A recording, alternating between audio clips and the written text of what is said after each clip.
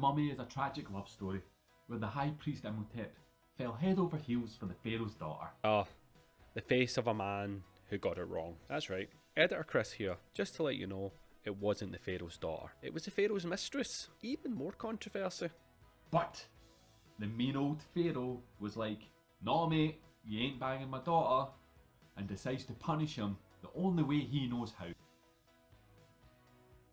By throwing him into a sarcophagus with a bunch of scarabs to be eaten alive for the rest of eternity, buried under the cursed city of Hamunaptra, the city of the dead. That escalated quickly.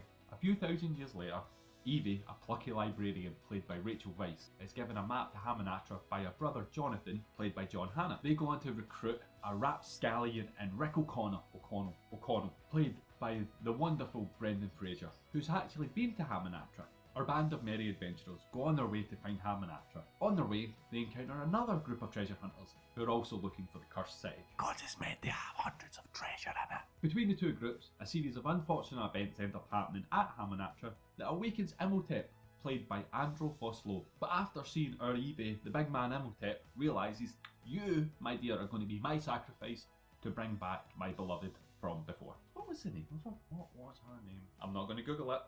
No. We will figure this out. Many unbearable hours later. Anaximon told you we'd get there. Because of said unfortunate events, the other team of adventurers happen to own a cursed chest, which means Imhotep can suck the life out of him to become less juicy, or more juicy. This doesn't also just bring him back to being human again.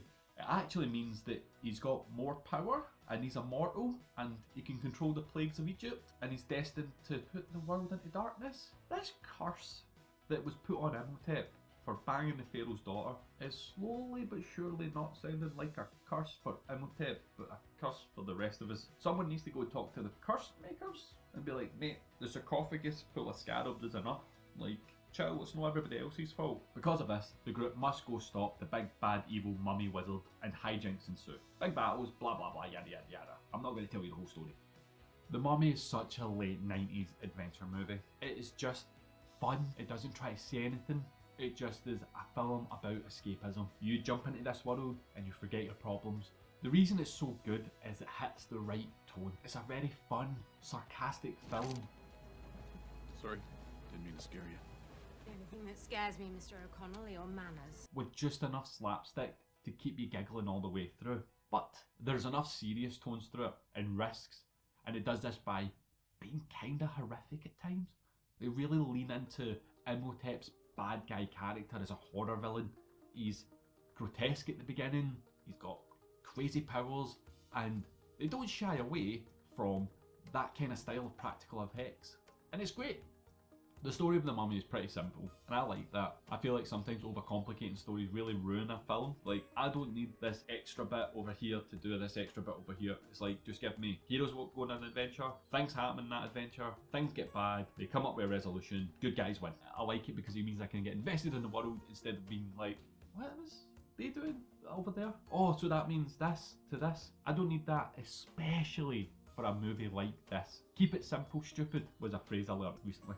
Like, Kiss, keep it simple, stupid. Because it has such a simple story, you get invested in the characters, and that's what makes this film. So we have Rick, who is this reluctant hero and decides, I ain't going back. And this makes him super cynical and sarcastic, and he bounces off Evie, who is so optimistic and I want to get out of my boring life to become an adventurer like my father. I'm going to do it. So we have the stereotypical, I am going to be a hero, and another stereotype of, I'm not want to be a hero and getting forced into it. And they balance off each other really well. Creates a life for them. Like, you get invested in them. You want them to win. Oh, something else. Don't know why I got so excited about that, but something else. Something that really works for me is Evie and Rick's relationship. Their love interest. They establish it really early. That you know that Evie likes Rick, and then very early on, Rick likes Evie. And it's just the story of them getting together. Hello? Awfully. Instead of being the usual thing of they don't like each other until the very end when everything is all said and done and they realise, oh, we love each other now. It's like, no, like the guy doesn't just get the girl because he saved the girl. I don't like that. This was like a lovely establishment of a relationship, and that was the story of the film for them, was them finally coming together at the end. I'm not going to sound as hype about this as I should do. The action is bloody marvellous. It's done really well. There's some massive shootouts. There's some great fighting. It's all done brilliantly. And the reason I'm not as hyped about it is it's the 90s. It's kind of the standard. It should be good. And it's weird because when I talk about modern films, I get so excited when I see a good action set piece. And it's like when I watch old films, I expect the action to be good, so I don't get as excited about it. Bit strange. Like all the other ones of this era, the action is great. They use practical effects, obviously, and it just looks great. And there's lots of them. We get car chases, shootout. It's all very exciting stuff. One thing that's quite cool, because of the time period of it, when they show action, which is quite cool, because sometimes I feel like nowadays we get a bit too choppy, so we don't get to really embrace the action. Showing us the action is always better than hinting at the action.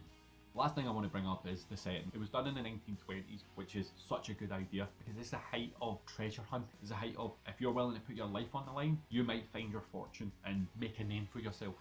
The film has a bit of tropiness to it, with the damsel in distress thing, which again, it was the 90s, it was the stereotype that people went with. But what it did differently, which was quite nice, was Evie was really the hero of the story because the ending was dictated by her knowledge of Egyptology and hieroglyphics and reading Egyptian. Even though physically she was the one to be rescued, intellectually she saved the day. So I like the fact that they subverted that a little bit with that. And then it goes on to be even further in the sequel where Evie becomes a badass because of memory things and stuff, and turns out she's the other Pharaoh's daughter. Yeah, it gets into wild stuff later on. The only other negative I really have with this, and it's not really a negative, this is just things have moved on, is the CGI is a bit ropey at times. Is what it is. It was the 90s, they were still figuring it out. You know, photorealism was not as important as it is nowadays. So yeah, you can notice the CGI not being as grand as it could be, but it never dragged me out the world, so not really that bad. It was a film that put humour front and centre, and it wasn't afraid to have enough serious moments